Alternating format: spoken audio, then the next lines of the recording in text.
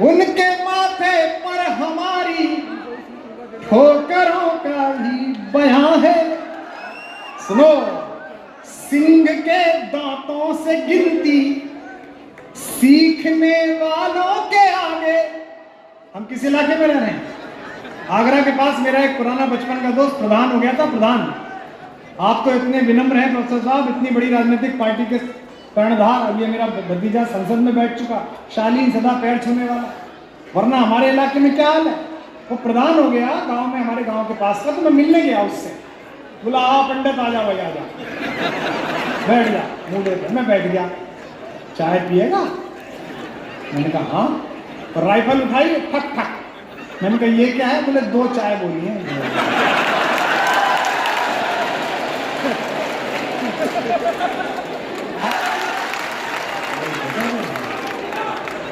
कि सिंह के दांतों से गिनती सीखने वालों के आगे, पता ना शीश देने की कला में क्या अजब है, क्या नया है।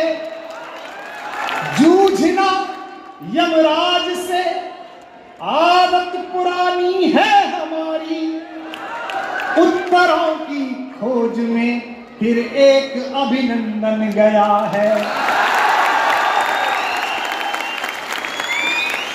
तो है नमन उनको। आपने देखा था जब अभिनंदन आ रहे थे लौट के, आज तक पर आधी खिड़की में उनका आना चल रहा था, आधी खिड़की में मेरी कविता चल रही थी, यही वाली।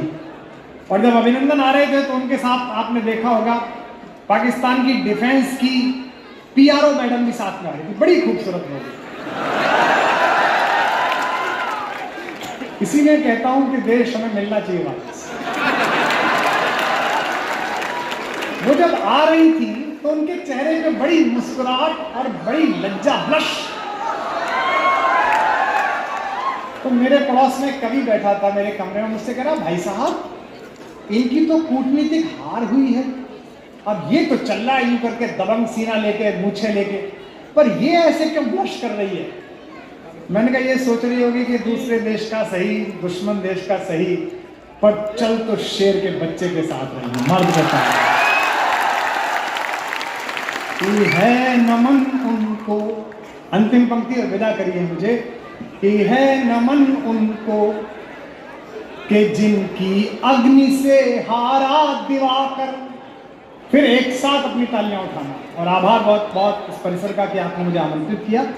कि है नमन उनको, कि है नमन उनको कि जिनको मृत्यु पाकर हुई पावन। अब तक जितनी तालियां दी एक साथ समेट कर देना, सुनना।